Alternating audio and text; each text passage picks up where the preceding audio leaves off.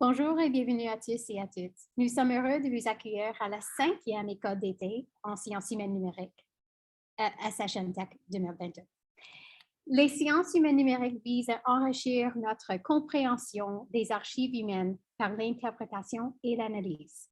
Ce travail est urgent et nous sommes incapables de prendre des décisions environnementales, politiques ou sociales sans comprendre les systèmes culturels et industriels qui nous entourent. SHM-Tech 2022 est centré sur le développement d'une fondation dans les théories et les pratiques féministes qui cherchent à construire des futurs équitables, inclusifs, diversifiés et durables pour l'enseignement, l'apprentissage, la recherche et au-delà. Cette semaine, nous avons plusieurs ateliers et deux conférenciers invités dont le travail s'inscrit dans les buts et objectifs de l'Institut. Nous sommes particulièrement heureux d'accueillir notre première conférencier principal qui nous rejoint pour notre événement en personne, notre premier événement en personne depuis mars 2020. Il s'agit de notre premier événement public dans l'espace créatif, nouvellement rénové, et nous ne pourrions être plus heureux qu'il fasse partie de la programmation de l'Institut d'été. Nous diffusons également cette conférence aux invités de tous les pays qui nous rejoignent via Zoom. Avant de vous présenter notre invité, j'aimerais commencer notre séance par une affirmation autochtone.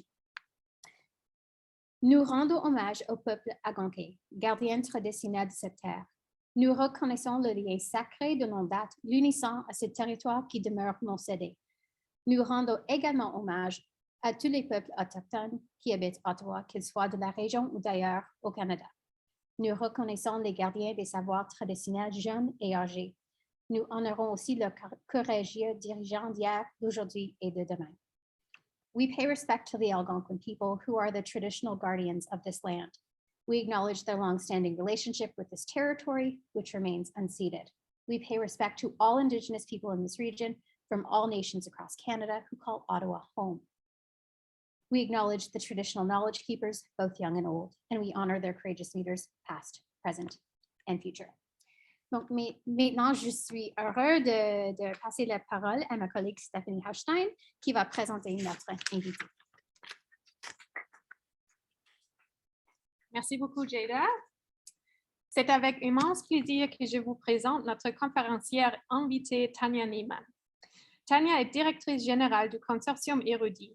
Impliquée au sein d'Érudit depuis plus de 15 ans, elle a été responsable des relations avec les éditeurs et du développement des collections, des projets de numérisation à grande échelle et de développement technologique. Elle possède une vaste expérience de la gestion des infrastructures de recherche en sciences humaines et sociales, et ce, dans tous ses aspects. Tania co-dirige actuellement le projet pan-canadien Coalition Publica, qui vise à développer une infrastructure nationale ouverte et non commerciale dédiée à la recherche, à la diffusion et à la publication savante numérique. Aujourd'hui, Tania va nous présenter sur les engagements de savoir libre. Avant de céder la parole à Tania, je voudrais noter que cette conférence se déroule en ligne et en personne avec des participants sur Zoom ainsi que dans l'espace créatif à l'Université d'Ottawa ici. Nous vous invitons à poser vos questions en français ou en anglais à la fin de son discours ou dans le chat sur Zoom. J'aimerais souhaiter la bienvenue à Tania Neiman. Merci beaucoup, Stéphanie. Merci beaucoup, Jada. Merci beaucoup à tout le monde d'être venu ici à écouter. Merci pour cette belle invitation. Donc, c'est pour moi aussi la première fois que je sors de mon chez-moi pour faire une présentation avec vous en direct, pour me déplacer pour le travail. Je suis très heureuse d'être ici. Donc, je vous parle aujourd'hui du projet Érudit pour lequel je travaille à l'Université de Montréal dans le cadre de l'édition numérique, de la diffusion des connaissances. Et je vous fais un survol en 3 parties. Ça fait bientôt 25 ans qu'Érudit existe, donc je retourne un peu dans l'histoire Et la mission, je regarde un peu derrière les coulisses et par la suite, je présente un peu le contexte canadien des revues, surtout en sciences humaines sociales, avec lesquelles nous travaillons, les partenaires. Et par la suite, pour terminer, je vous présente un peu sur les enjeux desquels nous traitons actuellement, qui sont du libre accès, évidemment, mais aussi qui sont au-delà du libre accès. Donc, l'histoire d'Érudit a commencé en 96-97, où il y a eu une réflexion sur le passage au numérique, des revues diffusées, publiées en papier au sein des presses de l'Université de Montréal. Il y en avait 5 revues, puis il était question de voir comment affronter la tempête qui se présentait, donc d'un côté avec le passage papier au numérique pour avoir une diffusion plus large qu'en papier, et évidemment pour faire face à ce qu'on appelle l'oligopole des éditeurs commerciaux, la crise, la serial crisis que vous connaissez probablement, donc la croissance des tarifs d'abonnement vraiment exponentielle. Et la menace qui venait de cette concentration autour des grands éditeurs. Donc, Érudit est né donc, de cette volonté de bouger sur le numérique, d'innover et de trouver un espace pour la diffusion des connaissances. Puis c'est l'Université de Montréal au Québec, donc d'abord aussi en français. Donc, il était question de voir comment ce marché allait bouger dans les prochaines années pour préserver un lieu de la publication en français, parce qu'il y avait beaucoup d'internationalisation, beaucoup de grands éditeurs internationaux anglo-saxons. Donc, on craignait que dans le futur, il pourrait ne pas y avoir un lieu de publication et de diffusion pour des connaissances en français, des connaissances produites sur nos campus au Québec, au Canada, qui traitent d'enjeux locaux, d'enjeux canadiens. Il y a eu plusieurs phases donc, dans le développement de cette plateforme. Puis vraiment, en 1998, il y avait un premier site web qui s'appelait le projet Érudit. Et là, ce qui est drôle, je vais vous lire, je vais me pencher un peu parce que je n'ai pas mes notes sur cet écran. L'acronyme Érudit, ça venait de édition de revues universitaires et de diffusion sur Inforoute avec le T. C'est assez, je trouve ça toujours assez drôle. Donc, il y a eu plusieurs phases d'intégration à de numéros courants. Puis par la suite, on commençait à faire de la numérisation des archives pour ajouter plus de contenu et regarder aussi l'aspect de préservation de tout ça. Et en 2001, il y a un nouveau portail qui ressemble un peu à ce qu'on a aujourd'hui, dans lequel on a donc sur Érudit une zone revue, mais aussi des zones avec des actes de colloque. On commence à parler des monographies. Il y a d'autres documents de recherche, comme de la littérature grise, des rapports de recherche qui sont intégrés. Et on commence à regarder l'agrégation de thèses qui sont publiées sur chacun des campus au Québec pour augmenter la diffusion de ces contenus. Donc, ce n'est pas héberger les thèses, mais c'est juste de les mettre en valeur en ajoutant l'indexation, une indexation supplémentaire et avoir un portail de plus. Et ça évolue au cours du temps. Donc, en 2008, il y a la commercialisation qui s'est ajoutée. Donc, il y a les revues qui ont exprimé le besoin de dire oui, le libre accès, on veut ça, mais nous avons fait dans notre modèle d'affaires des revenus avec les abonnements papier. Comment nous allons faire quand nous allons faire le passage au numérique? C'était des grandes questions. Et c'est à ce moment-là qu'il y a une barrière mobile de 24 mois a été installée pour les revues qui le souhaitaient. Donc, il y a toujours eu des revues qui ont été en libre accès complet, mais si un éditeur décidait pour son modèle d'affaires de faire encore affaire avec des abonnements et de générer des revenus de cette façon, c'était possible. Et d'ailleurs, c'est toujours possible aujourd'hui avec une barrière mobile de 12 mois sur Érudit. Ça ne veut pas dire que tout le monde utilise cette barrière. Il y a vraiment toutes les archives disponibles en libre accès et aussi une très grande majorité de revues savantes actives aujourd'hui qui ont décidé de faire soit le passage ou qui sont en transition vers le libre accès complet. Mais cette voyage vers le libre accès dans les revues en sciences humaines sociales n'est pas terminé pour le moment. J'y reviendrai plus tard. Donc, aujourd'hui, c'est un site web avec du responsive design, avec l'optimisation pour les moteurs de recherche, des fonctionnalités d'exportation, d'archivage, de tout ça, comme on le connaît communément dans cette industrie. Et avec la masse de documents disponibles aujourd'hui, ça nous revient aussi à 97-98% du contenu vraiment librement accessible à partir de n'importe où dans le monde. Et ça fait en sorte qu'il y a aussi beaucoup de trafic sur ces serveurs-là. Donc, nous avons été longtemps hébergés par les technologies de l'Université de Montréal et à un moment donné, c'était trop de trafic sur ces serveurs. Nous avons migré vers Compute Canada, Calcul Québec maintenant qui nous héberge pour assumer vraiment la stabilité de ce système et le trafic que cela génère. Donc, dans notre planification stratégique sur Érudit, nous avons émis la vision d'être engagés pour les savoirs libres. Donc, on part de loin, on part de la numérisation de revues. Et puis aujourd'hui, avec l'évolution de ce secteur, la vision, les orientations stratégiques, c'est vraiment de garantir l'accès ouvert, une science ouverte, etc. Donc, soutenir la publication numérique ouverte et avec la spécificité en sciences humaines, sociales et en arts et lettres. Ça, c'est la planification stratégique. Ce que nous faisons aussi souvent, c'est de parler à des organismes subventionnaires. Ça fait partie de notre réalité comme organisme à but non lucratif ancré dans la communauté universitaire. Donc, le langage change à ce moment-là. Puis, je voulais partager ça avec vous. Comment on présente, par exemple, qu'est-ce que c'est érudit quand on parle à la Fondation canadienne de l'innovation pour nous présenter et faire des demandes de subventions pour la maintenance, des opérations, etc.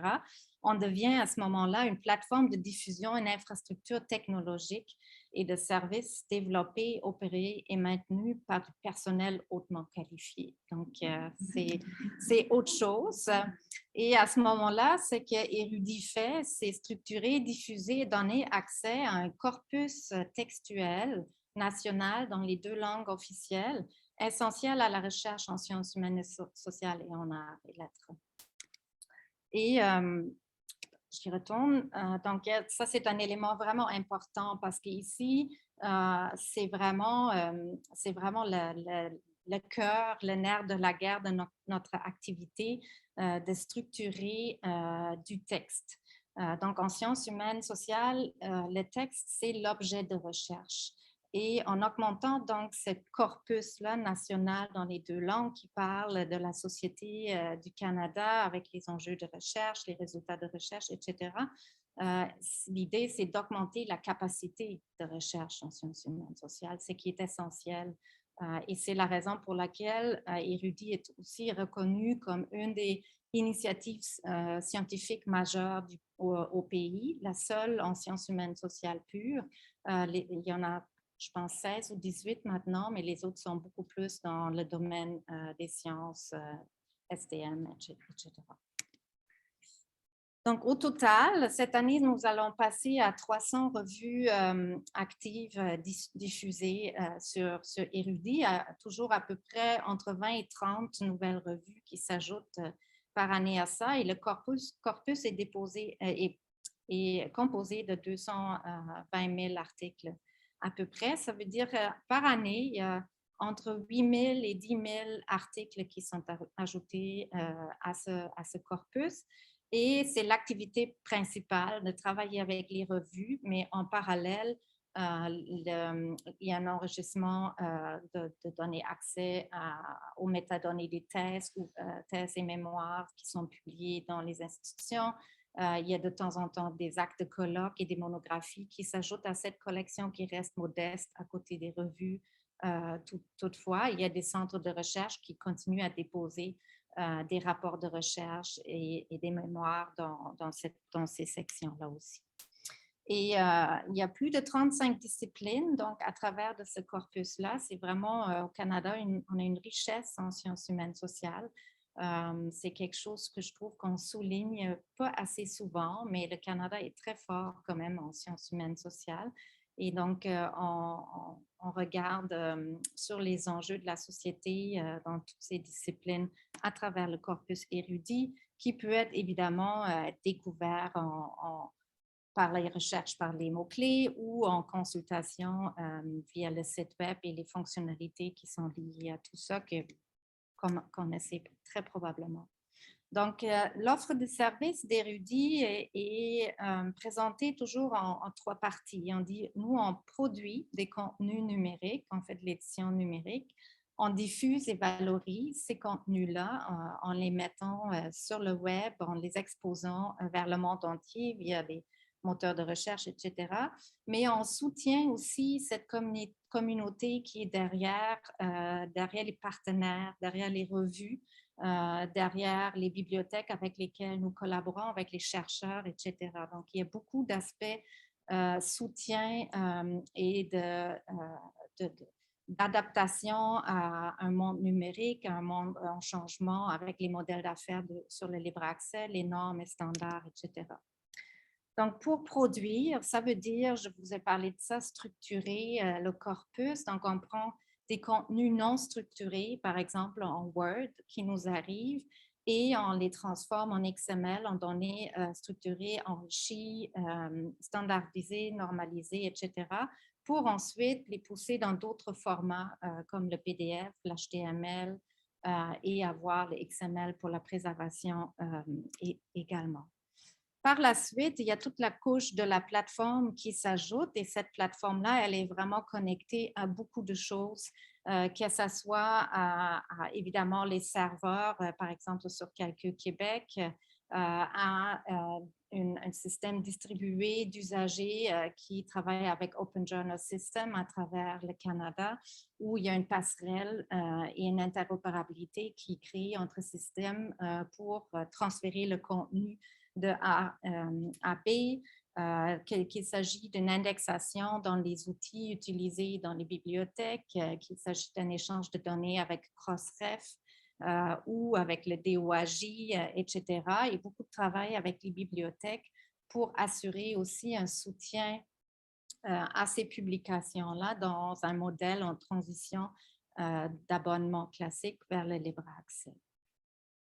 Donc, il y a évidemment aussi beaucoup de soutien qui est réalisé via les partenaires directs qui forment le consortium, donc les universités québécoises, mais on a aussi beaucoup de liens avec les organismes subventionnaires, par exemple avec le programme du CRSH, SHRC, Aide à la publication savante, ou le programme du Fonds de recherche du Québec. Donc, les revues financées dans ces concours-là sont souvent étroitement liées à Érudit. Il y a des partenariats pour la production de ces contenus et la diffusion de ces revues qui sont financées dans ces concours.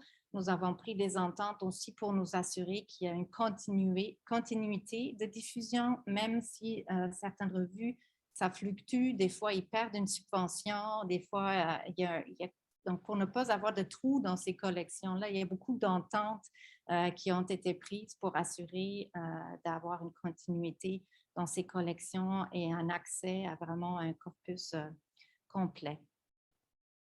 Donc, soutien, quand je mentionne ça, c'est vraiment un gros défi parce que la communauté de chercheurs qui mènent ces revues-là, qui ont ces projets éditoriaux, c'est à la base des chercheurs dans une discipline X, ce n'est pas nécessairement des experts en publication numérique. Donc, et vous faites ça, ceux qui viennent travailler dans les bibliothèques, je vois que vous êtes bien d'accord. Donc, il y a une connaissance à transmettre, à travailler directement avec les chercheurs pour les accompagner dans l'adaptation vers ces normes et standards, vers les changements nécessaires pour être en libre accès, pour être indexé, par exemple, dans le Directory of Open Access Journals, etc. Ça, c'est vraiment une très grande partie de notre quotidien d'avoir ces conversations avec tout le monde pour expliquer les enjeux, pour expliquer les avantages, pour souligner certains risques et aider dans la prise de décision et l'évolution de ce secteur vers le libre accès, la science ouverte, etc. Donc, tout ce travail-là portent quand même vraiment des fruits. Donc, il y a 70% de ces consultations sur Érudit qui viennent de l'extérieur. Donc, notre mission de diffuser, de faire rayonner la connaissance du Canada à travers le monde est vraiment confirmée avec ces chiffres-là. Et on voit que c'est toujours Canada, France, États-Unis, les premiers pays. Ça ne bouge pas, mais par la suite, il y a toujours des nouvelles zones dans le monde qui commencent à découvrir les contenus. Des fois, on fait aussi des actions spécifiques dans certaines régions géographiques et on voit comme ça comment on peut augmenter la consultation, faire connaître la plateforme et les contenus derrière ça. Un service supplémentaire qui n'est pas lié à la diffusion, c'est que les données de ces revues qui sont finalement structurées et hébergées sur nos serveurs en XML sont là aussi via un accès recherche. Donc, s'il y a des chercheurs qui souhaitent faire des études longitudinales, faire de la fouille de texte, utiliser des algorithmes sur ces données, en fait, c'est possible. Et ce dépôt de recherche-là est même maintenant enrichi par d'autres corpus de revues qui ont été mis à côté du corpus des revues d'érudits.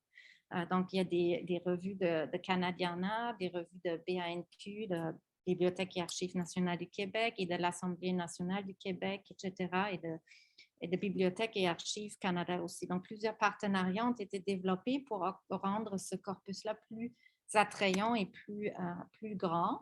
Et nous commençons à voir aussi vraiment des projets qui émergent de ça. Donc, je vous ai sorti ici un où le chercheur David Ardian des HEC de Montréal a utilisé la centométrie. Donc, il a étudié la fréquence de certains mots. Il les appelle des mots polarisants dans ces corpus de revues-là. Et il a lié ça à l'intelligence artificielle pour découvrir dans quelle phase économique les gens étaient inquiets, qu'est-ce qui les préoccupait, comment on pouvait prévoir avec les mots utilisés dans les publications certains effets économiques à travers le temps. Donc, vraiment, il y a une publication qui est sortie de là qui est sur Elsevier. C'est des économistes. Puis c'est ça, donc on suit vraiment ces projets-là. On travaille beaucoup à les développer parce que ça fait partie des développements de littératie numérique, de développer les sciences humaines numériques, etc., à travers, avec des collaborations. Donc, le tout est fait par une équipe qui est aujourd'hui composée de 30 à 35 personnes. Il y a toujours 5-6 étudiants dans notre équipe. Le noyau, c'est 30 personnes. On est hébergé à l'Université de Montréal. Et bon, on travaille beaucoup en télétravail maintenant aussi. Mais bon, ça recommence et ça fait du bien de voir les visages derrière ces choses. Érudit fonctionne aujourd'hui avec un budget de un peu plus que 4 millions. Ça a donc vraiment grandi beaucoup. Je pense qu'en 2014, on était près de 1 million. Donc, c'est dans les 8 dernières années que le budget a grandi beaucoup parce que nous avons eu accès à des subventions majeures comme celle de la Fondation canadienne de l'innovation, du CRSH, Conseil de recherche en sciences humaines sociales aussi, et le Fonds de recherche du Québec, Société et Culture. Donc, il y a une reconnaissance d'une telle infrastructure comme un service, une plateforme essentielle pour la recherche en sciences humaines et sociales. Puis, nous générons donc des revenus aussi avec des services. Les services d'édition en XML sont tarifés. Et de l'autre côté, nous avons des ententes avec les bibliothèques au Canada, mais à travers le monde, à l'international également, pour, d'un côté, encore certaines ententes d'abonnement, mais de plus en plus, on transforme toutes ces ententes commerciales d'abonnement en ententes de partenariat pour le libre accès. Donc, en expliquant que nous sommes en transition vers le libre accès, et en demandant quand même aux bibliothèques de continuer à soutenir ce contenu ouvert-là et à reconnaître que ces revues, ces partenaires avec lesquels on travaille sont à but non lucratif. et que cet argent, ce soutien est nécessaire pour soutenir les activités éditoriales dans une continuité pour ne pas créer des trous budgétaires qui mettent en jeu, en fait, la poursuite de ces publications-là. Donc, les revenus générés là sont à 70% reversés vers les revues. Donc, on fait carrément des chèques pour retourner ces sommes-là encaissées de la part des bibliothèques et ça représente 1,6 million en ce moment. C'est beaucoup de transactions, ça aussi, qu'on fait autour d'Érudit et c'est un soutien essentiel. Donc, pour nous, ça représente beaucoup parce que ce montant a cru beaucoup au cours des dernières années. Mais évidemment, quand on dit on a près de 250 revues qui participent à ce partenariat, pour chacune des revues, ce montant-là devient beaucoup plus petit que cette somme qu'on voit ici. Donc, c'est un grand enjeu de continuer à faire évoluer ces montants-là pour continuer à soutenir la communauté des revues savantes. Donc, si on regarde maintenant vers le contexte plus général, je pense ici, je vous raconte rien de nouveau.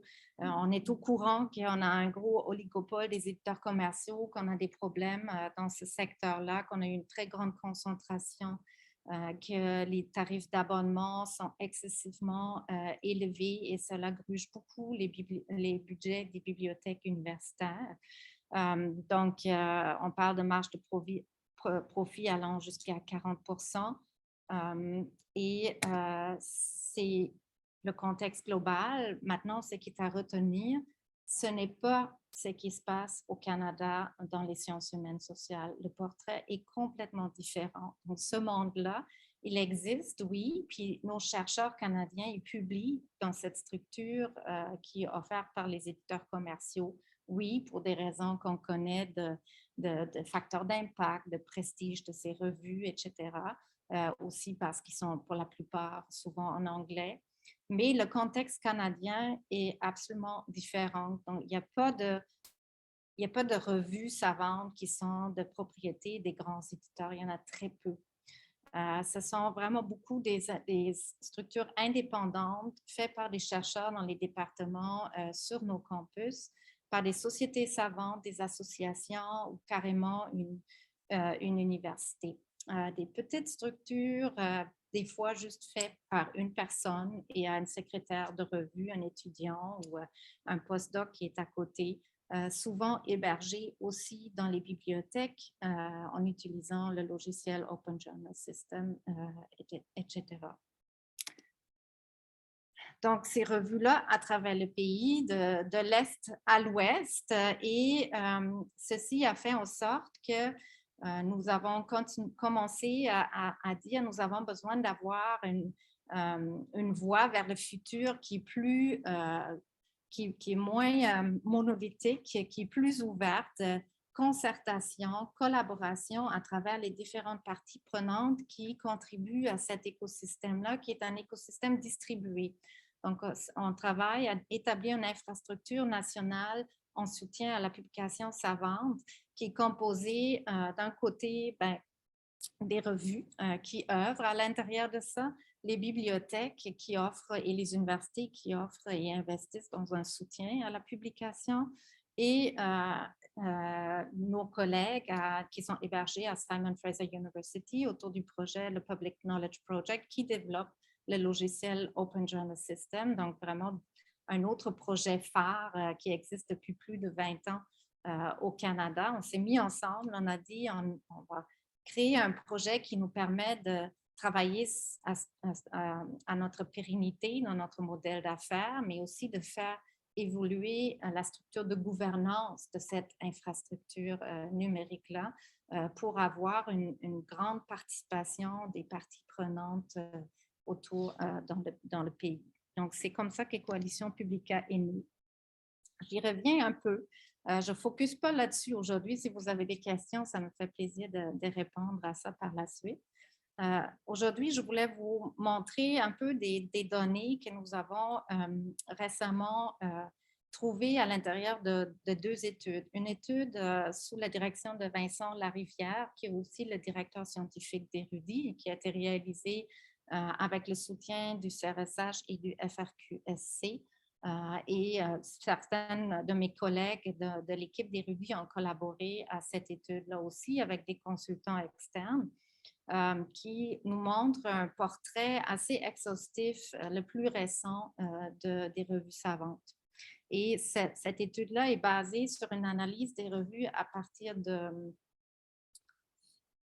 j'ai un blanc, Ulrich's Index, le web, c'est quoi le nom exact? Ulrich Web. Merci, Jeannette. Voilà, donc, et la deuxième étude qui est faite par des collègues bibliothécaires, Jessica Lange et Sarah Stevenson, qui ont, elles, analysé les sites web des revues pour faire un portrait. On a fait ça presque en parallèle. On s'est quand même parlé un petit peu pour le rendre aussi complémentaire. Ils ont fait vraiment un super beau dataset de cette analyse-là qui est disponible aussi pour téléchargement et pour consultation sur Scholars Portal Dataverse. Et nous avons vu avec ces portraits-là que seulement 5% des revues en sciences humaines sociales sont associées aux grands éditeurs, aux Big Five, en fait. 47% sont diffusés soit en utilisant OGS et Érudit ou les deux. Donc, c'est vraiment en fait, ici, on ne voit pas le nombre, mais c'est un peu plus que 800 revues actives au Canada qui sont distribuées ici dans ce nombre-là. Donc, la moitié d'elles utilisent cette infrastructure nationale qu'on essaye de construire au fur et à mesure. Et 25% sont toujours diffusés sur leur site web propre, soit à une association, à une université, etc. Et ça aussi, donc, je l'ai déjà dit, ces études-là le confirment vraiment. Ce sont surtout des publications à but non lucratif qui sont hébergées dans les universités, dans les bibliothèques universitaires ou avec les associations. Donc, très peu de commercial autour de ça. Qu'est-ce qui se passe à l'intérieur de ces revues-là? Ce sont des revues qui parlent pas uniquement, mais souvent d'enjeux qui sont liés à notre société, à notre quotidien, aux intérêts canadiens, québécois, dans les provinces, au national, etc. Donc, ce sont des sujets très proches de notre quotidien et une étude de Vincent Larivière, encore une fois, s'est rendu compte qu'ils sont presque ou des fois vraiment plus cités et référencés que les revues dans les grands ensembles. C'est une étude qui est à mettre à jour, puis je pense qu'il y a vraiment beaucoup à creuser encore parce que ces revues avec lesquelles on travaille autour d'Érudit aux Coalition Publica ne sont pas toujours indexées dans le Web of Science et dans les outils classiques. Donc, il y a des angles morts qu'on n'examine pas en ce moment, mais qui sont sur notre radar, qu'on aimerait vraiment creuser dans les prochaines années pour faire émerger et rendre visible cette production scientifique-là qui est invisible parce que pas nécessairement indexée dans les grandes bases de données en ce moment. Et bon, je vous ai juste sorti ici quelques titres de quoi ça parle, ces revues canadiennes en sciences humaines sociales, de l'histoire, de l'éducation, des systèmes d'éducation. Donc, ce sont vraiment des sujets proches de la vie dans nos villes, dans nos sociétés, pour lesquels il est important de préserver ces lieux de publication-là parce qu'il est peu probable que des grandes revues internationales s'intéressent à ces sujets locaux-là. Donc, c'est essentiel à la vitalité et la circulation de ces connaissances-là sur notre société. On l'a vu beaucoup aussi, on a fait quelques analyses quand la COVID a commencé en 2020, puis on a regardé qu'est-ce que les gens cherchent et quels sont les articles liés aux enjeux de la pandémie. Puis là aussi, on s'est rendu compte que les gens cherchaient sur des sujets qui concernent vraiment la société locale, donc la vieillesse, les soins aux aînés, les enjeux de santé dans la ville où on est, etc. Donc, en creusant dans les résultats de recherche, on a vu vraiment la pertinence, comment les gens cherchent sur des enjeux d'actualité qui sont pas toujours internationaux, qui sont des fois aussi très locaux. Et à travers de tout ça, bon, Érudit est né au Québec. Il y a évidemment le souci de garder aussi un lieu de publication en français, je l'ai déjà dit, parce qu'on pense à certains enjeux sur le décrochage scolaire dans le bas du fleuve après Québec. C'est quelque chose qui doit absolument être publié en français. Ça fait juste pas de sens de publier sur ces enjeux-là ou sur l'Abitibi en anglais. Si on regarde les modèles d'accès de ces revues-là, on se rend compte que presque la moitié de ces revues-là sont déjà en libre accès complet. Et cette portion-là croît d'année en année. Ce sont maintenant les années, l'année en fait de publication, c'est 2021 de cette étude, mais l'année d'analyse, c'est 2019. Donc, on le sait déjà qu'on se rapproche beaucoup plus du 50% de cette grande partie bleue là à droite.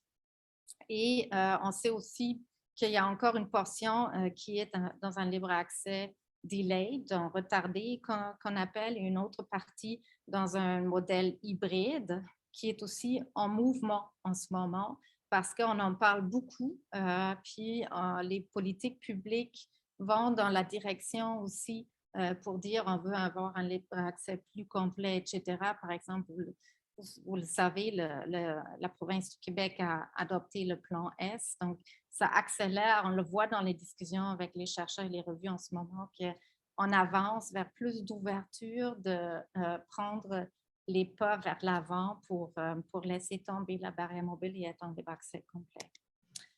Donc, autour d'Érudit, notre contribution, c'est d'avoir ces conversations. Puis d'année en année, on ajoute une vingtaine à peu près de revues qui sont en libre accès versus celles avec les abonnements. Donc, la proportion est clairement en train de changer. Quand est-ce qu'on va avoir atteint le total en libre accès? Moi, je pensais qu'on allait déjà l'avoir en 2022. On ne l'a pas encore. Donc, j'ai arrêté de faire des pronostics. C'est plus safe. Mais je pense que c'est pas loin. Les barrières, pourquoi les revues ne changent pas encore? C'est vraiment cette fragilité financière. Donc, un trou, des fois, quand ces revues-là ont des budgets de 40 000, puis sur un 40 000, ils perdent la subvention du CRSH qui représente 20 000 $. C'est un impact majeur. Donc, c'est vraiment, quand on parle de petites structures, c'est petites structures. Puis, il faut revoir comment payer le secrétaire de rédaction. Est-ce qu'il y a une décharge de cours pour qu'il y ait un peu plus d'argent, etc., dans le budget, etc. Donc, c'est beaucoup de petites solutions à aller chercher qui ont un impact. Donc, quand une revue a encore des abonnements à la hauteur de 15 000, 8 000, des fois, ça peut faire une différence dans ses budgets pour laisser tomber la barrière mobile. C'est vraiment étonnant quand on creuse puis quand on regarde les budgets, on se rend compte que dans le grand ensemble, dans le big picture, ce sont des montants minuscules des fois qui manquent pour faire cette transition. Mais ensemble, comme communauté, on n'est pas encore là pour le soutenir, pour faire la transition pour tout le monde. Et comme on a dit, ben, c'est un manque de prévisibilité. C'est toujours des budgets de 2 ans, de 3 ans. Donc, c'est des fois difficile à prendre la décision de se lancer parce qu'on sait déjà dans 3 ans, ça peut vite changer, etc. Et au total, je pense aussi, c'est qu'on va voir dans les prochaines années, les stratégies de la politique publique vont s'aligner un peu plus. Donc, présentement, on a l'adoption du plan S au Québec, mais les agences fédérales, ici, le CRSH et autres, n'ont pas donné de signaux qui vont aller dans cette direction pour le moment. Donc, ça se peut qu'on va avoir des revues qui utilisent Érudit, qui sont subventionnées dans les 2 agences, au Québec et au Canada, mais qui sont soumis à 2 règles différentes pendant un certain temps. Donc, ça bouge beaucoup. Ce n'est pas encore tout clarifié. Beaucoup de conversations doivent encore avoir lieu pour être dans quelque chose de plus aligné et harmonieux. Donc, quand on parle des enjeux Et je termine avec ça. Pour moi, un des enjeux majeurs, c'est en ce moment de donner une place à ce modèle, qui est donc le modèle à côté des grands éditeurs qui fonctionnent de plus en plus avec des accords transformatifs, les Transformative Agreements et les charges aux auteurs. Donc ici, on est dans un monde où on essaie d'établir un modèle sans frais aux auteurs et sans frais aux lecteurs. Donc, comment on le fait pour le financer? Ça prend beaucoup de contributions de la part de la communauté, des universités, des organismes subventionnaires, des parties prenantes comme les associations, etc. Ça prend des efforts de concertation pour nommer ce modèle-là, lui donner une place, le mettre sur la scène et assurer la poursuite de cet ensemble d'activités qui a une valeur quand même pour la communauté en sciences humaines sociales assez importante et qui, à la base, se veut être un modèle très inclusif et équitable parce qu'il n'y a pas de barrière économique pour accéder à la publication. Les collègues européens ont fait une étude très intéressante, ça s'appelle Open Access Diamond Journal Study. Ça a été lancé dans le cadre aussi des discussions du plan S en Europe. Et il y a plusieurs parties prenantes européennes qui sont mises ensemble pour dire nous allons devoir faire un statement si nous voulons faire comprendre ce modèle différent qui n'est pas le grand modèle commercial, mais qui est le modèle qui travaille avec beaucoup de parties prenantes, avec beaucoup de différents modèles dans différentes langues encore. Par exemple, il y a des projets semblables à Érudit en Finlande pour les revues qui publient là-bas, encore pas en anglais en fait. En Espagne, pareil. Donc en Europe, il y a beaucoup d'enjeux de multilinguisme et de garder des publications nationales dans les langues d'origine. Et on a vu avec cette étude-là vraiment qu'il y a beaucoup de revues qui existent, qui fonctionnent avec ce modèle-là. Mais comme ils ne sont pas rassemblés pour, par exemple, la force d'un grand éditeur, ils n'ont pas beaucoup de voix. Donc, ils existent partout, mais ils ne sont pas nécessairement sur le radar. Mais dans l'ensemble, ces revues-là, ils représentent presque la moitié de toute l'édition savante en libre accès. Donc, c'est immense, en fait, ce modèle. Et, bon, je l'ai dit, c'est comment on fait en sorte que ce modèle-là, qui est souvent à but non lucratif, garde une capacité technologique, garde une capacité de gestion, de gouvernance forte dans laquelle on a une confiance, que ça se passe en transparence et pour qu'on garde en fait la pérennité de ces infrastructures-là à travers le temps. Donc, beaucoup de la recommandation, là aussi, c'est vraiment de continuer à discuter de ça, de discuter avec les agences de financement, les universités, sensibiliser les vice-recteurs, recherche, etc. à ces enjeux-là pour dire qu'il n'y a pas juste les sciences, il y a aussi les sciences humaines qui utilisent un modèle très différent qui doit être plus visible pour être mieux soutenu dans le futur.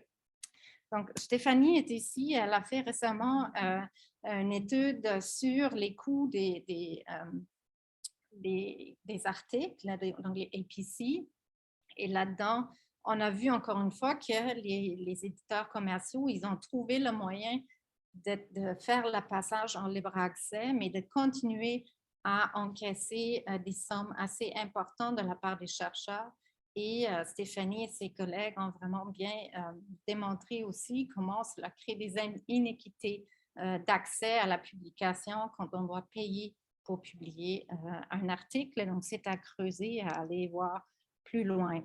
Et pour finir, je vous présente ici rapidement les récentes recommandations du 20e anniversaire de la Budapest Open Access Initiative, qui va vraiment dans ce sens de tout ce que j'ai dit aujourd'hui, de continuer à financer et à héberger les résultats de recherche sur des infrastructures ouvertes, de revoir les modes d'évaluation de la recherche, de regarder pour avoir des voies inclusives et équitables. Et si on travaille avec des structures non commerciales ou avec des modèles, toujours regarder comment cette transition vers le libre accès est prévue dans les prochaines années. Et c'est dans cette veine-là que nous, on va continuer à travailler. On va continuer à faire des demandes de subventions. Ça fait partie de notre quotidien, de continuer à accueillir, à analyser des données pour faire comprendre l'environnement avec lequel on travaille ici au Canada, de continuer à collaborer et à créer ces synergies entre les différentes parties prenantes, les universités, les bibliothèques, les revues, les chercheurs, les plateformes, ceux qui développent les logiciels qu'on utilise, etc. Et de faire en sorte que le modèle Diamant, dont je vous ai parlé, en est un qui est vraiment reconnu, qui est officiellement soutenu parce qu'on reconnaît l'impact qui est créé avec ces structures-là et avec la recherche qui est produite à l'intérieur de ce modèle-là. Et voilà, je serais heureuse de discuter de ces enjeux avec vous et d'écouter, d'entendre vos questions et de répondre. Merci beaucoup.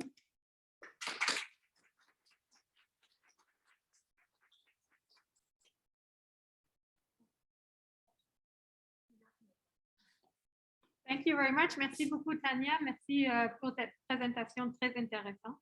Est-ce qu'on a des questions ici? Questions in English or French? Yeah, Connie. Do you mind coming up here and asking it here so then people online hear what you're saying? Bonjour tout le monde. C'est bien impressionnant que c'est seulement 35% des fonds viennent des départements gouvernementaux. Et ma question, c'est au sujet des accès internationaux. Est-ce qu'il y a, qu'est-ce que c'est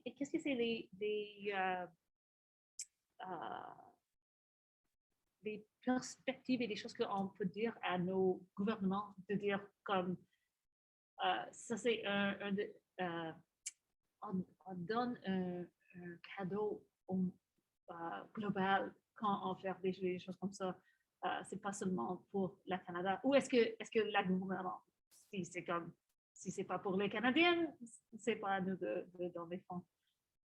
Non, merci beaucoup pour cette question, Constance. Donc, je pense que c'est vraiment reconnu, là, cette visibilité internationale, cette vitrine qui est créée, qu'on crée pour le Canada. Elle est reconnue. Est-ce qu'on cherche toujours à savoir, est-ce que c'est un téléchargement qui est reconnu? Pas toujours. Des fois, on veut plus avoir l'impact, puis on cherche encore dans les organismes subventionnaires à prouver l'impact plus par la citation que par la visibilité qui est créée. Mais ce sont des questions, quand ça arrive, on en discute, on présente ce qui est possible, puis on fait beaucoup de présentations sur ce qui est pas possible et pourquoi c'est pas possible. Donc, pourquoi est-ce que ces contenus-là ne sont pas nécessairement indexés dans le Web of Science que tout le monde connaît de façon classique, etc. Donc, c'est tout un travail d'explication des nuances à faire, mais je dirais quand même cette visibilité et cette place que ça crée dans un contexte international, somme toute, elle est vraiment très, très bien reconnue. Mais il reste du travail à faire, voilà. Est-ce que j'ai répondu? Ça va? Ouais. Des autres questions, commentaires, peut-être? Oui, Liane. Et juste pour vous dire, because you gave a shout out to our study, this is Liane who is doing her master's thesis. I was the data, so she's been doing the very hard work. Do you mind coming up and asking?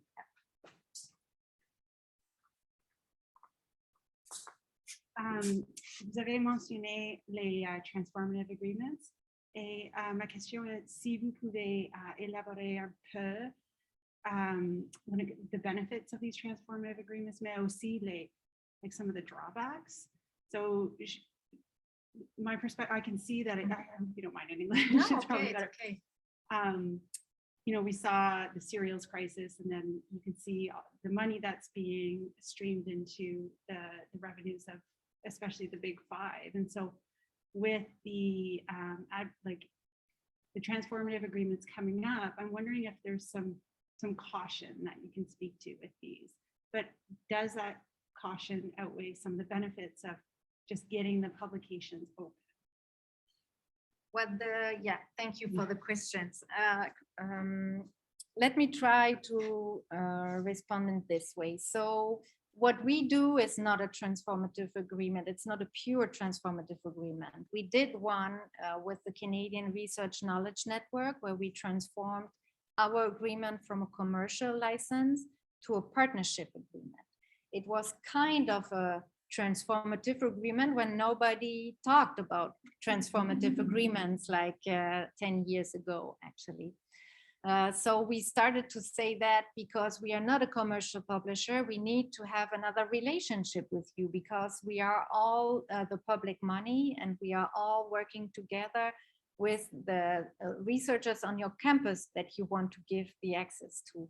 So we started to discuss this in a different way, which was not easy because you need to change the mind of the libraries, which are really in a purchase mindset, direction, vision in that case. So we said we cannot do that because we are not a big publisher, but we can offer you this instead. So there was a lot of work to be done to change the relationship we had. And then we started to talk about the transformative agreements with big publishers. For me, this is why I'm talking here about Diamond Open Access, is to make clear that we can continue to talk with big publishers about the changing relationship, about naming the things differently and exchanging the money in a different way, but we still enrich the same big commercial structures.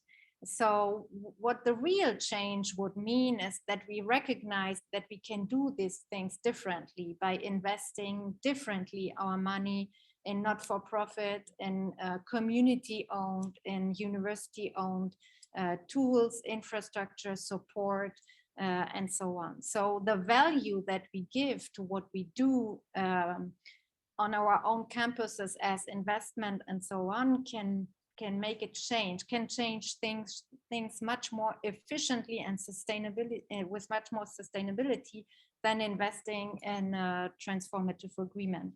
So in theory, transformative agreements should be a transition phase to something new, but no, as these transformative agreements and the partners are commercial partners, we don't know exactly what is their roadmap on beyond of the transformative agreements. As in the opposite side on what we do, it's a community project and it's publicly funded with Canadian funds, so we can influence what is going to happen with these infrastructures, and we can be involved and participate in the governance and so on, and there we can make a real change. I think this is what we are trying to make the point of. So we need to decide where we put our money in the future towards open science, open access, and open infrastructures.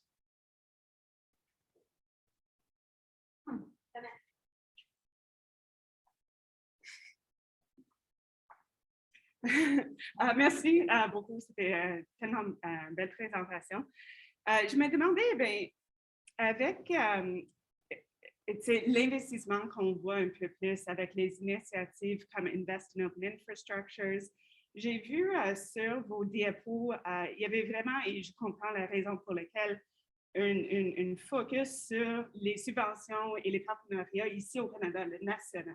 Mm-hmm. Mais je me demande comment est-ce que tu vois un peu insérer cette valeur nationale dans le mouvement global pour peut-être élargir un peu ces opportunités de financement qu'on voit de plus en plus, sont naissantes quand même comme initiative, mais on les voit. Alors, est-ce que tu vises peut-être insérer le Canada dans le global pour, un peu comme Liane a mentionné, c'est un bénéfice canadien, mais aussi un bénéfice global pour la biodiversité, la publication dans différentes langues. Est-ce que tu vois un peu cette future-là? Oui.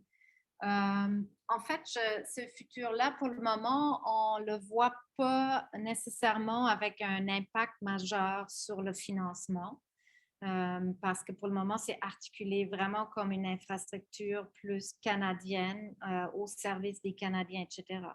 Donc, aller chercher des financements extérieurs quand tu as ce focus-là, il va falloir travailler un peu sur l'ouverture de ça dans les prochaines années pour être capable d'aller là.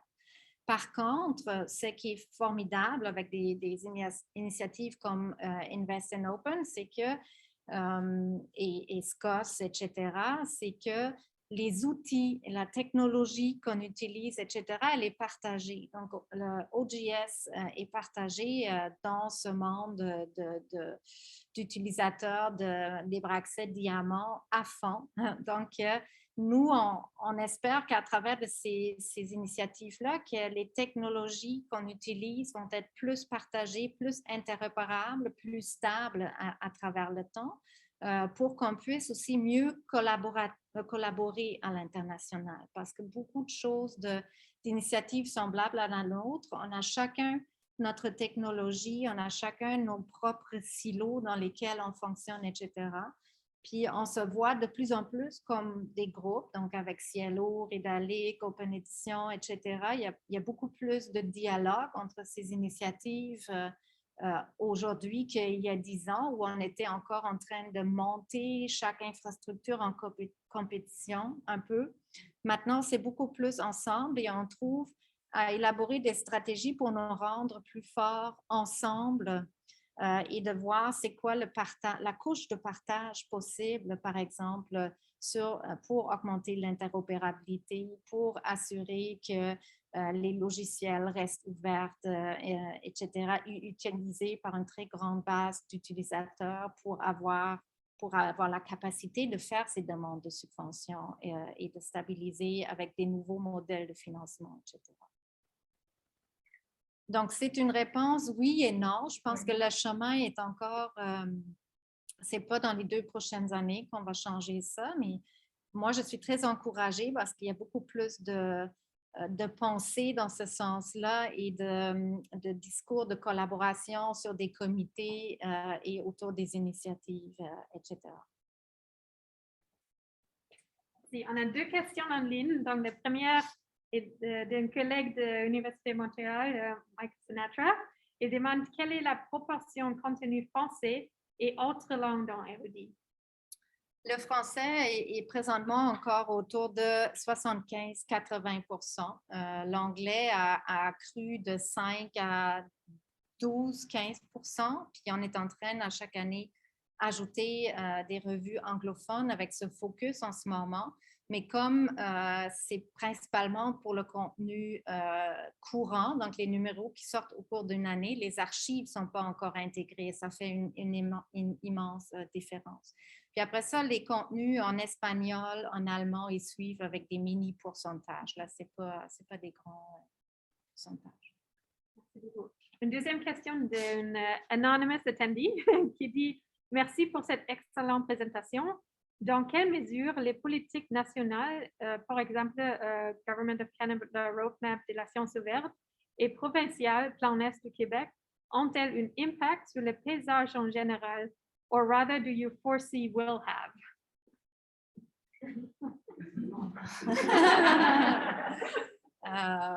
Oui, donc l'adhésion du plan S fait bouger vraiment des choses en ce moment déjà. Donc, il y a beaucoup plus d'ouverture de discuter de ces enjeux-là.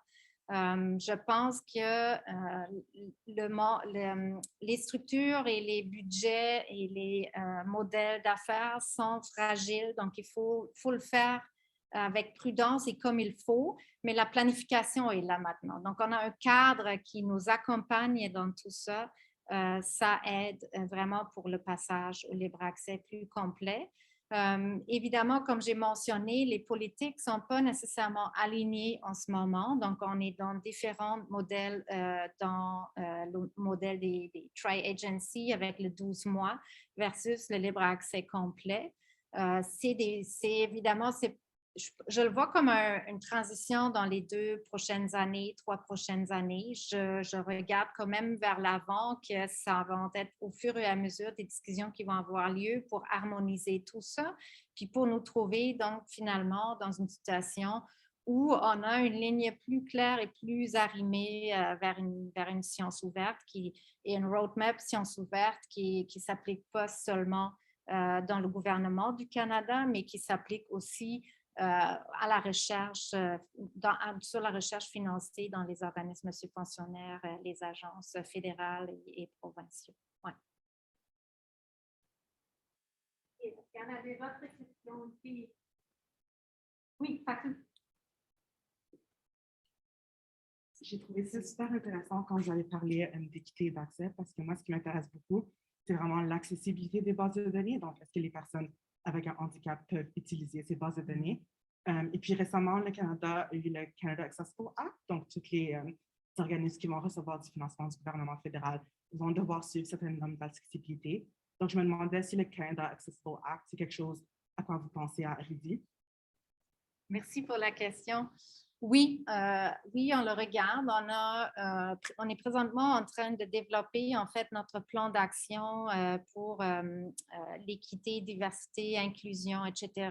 Puis l'accessibilité, c'est quelque chose qui est comme dans les priorités pour nous adapter à ça. Donc, on est en retard, ça c'est sûr. Mais je pense que je trouve ça bien que les organismes subventionnaires incitent maintenant. Est-ce qu'après ça, les enveloppes pour le réaliser vont suivre? C'est ça qu'on est en train de regarder en ce moment. À quel moment est-ce qu'on est capable vraiment d'y aller, de prioriser, comprendre l'ampleur de ce projet-là, qu'est-ce qu'il faut faire pour être compliant avec ça, puis avoir vraiment quelque chose de beaucoup plus accessible qu'il y a actuellement encore. Donc, on est très conscient de ces enjeux-là. Je ne peux pas dire qu'il y a un chantier en cours en ce moment. Le chantier est en analyse. Donc,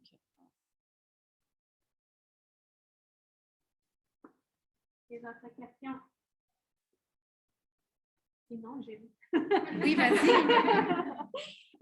So you've explained that, you know, luckily in the social sciences and humanities in Canada, we're not controlled by the oligopoly yet, maybe, which I think is good in a sense, but we've seen this, you know, in Canada, but internationally, that because the academic reward system is so linked to publishing in the right journals, or, you know, if we're thinking about books with the right publisher, and so many things are linked to making and breaking an academic career is related to where you publish.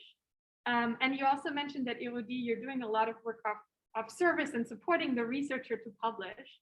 And I think the current open access landscape is so complex, I think by design, or I mean, if we go back to, like, we talk about transformative agreements, well, hybrid open access was supposed to be temporary to help the publisher become fully open access, right? So it's become so complex. And if you're a researcher, like, I mean, many of us just have to do with the subject, but most of researchers, they're focusing on their own content and they just want to get published. What can we do in Canada in the social sciences and humanities to not drift and make these 5% bigger and not follow other fields, for example, or other countries, to change things for the better? What do you think is, like, I know it's a huge challenge, but what would be the most important thing to support the individual researchers to publish open access and nonprofit venues like Elodie, for example? Thank you, Stephanie. Excellent question. Yes. So if I think about the conversations that we really have with the researchers, they really look for support from the university. So it's support that can be support of expertise, just to understand the complex environment. Every time you explain this to somebody, you know, you see the sparkles in the eyes when they finally understand why things are like this, or what is the impact of my decision, and so on. So I think this is the first thing to do. And the second thing to do is where Canada is already really doing very well, is to implement in the universities these support programs for journal publishing.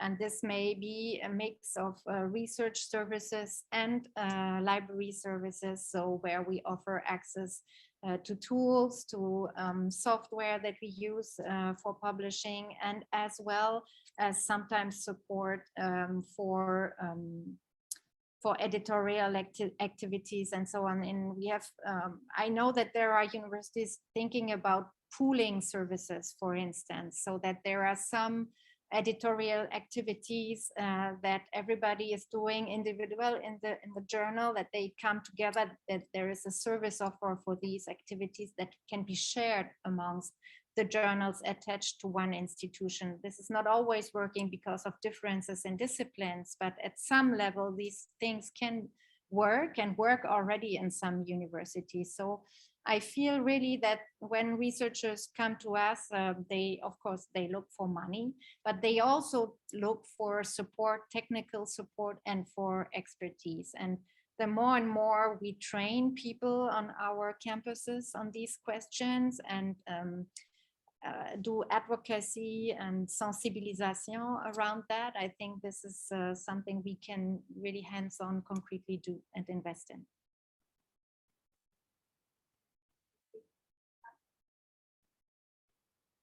Il y en a des autres questions ici ou des commentaires? Non? OK. Well, merci beaucoup, Tania, pour prendre le temps pour être ici en personne et pour tous les participants ici et en ligne aussi. Merci beaucoup. Merci beaucoup. À vous.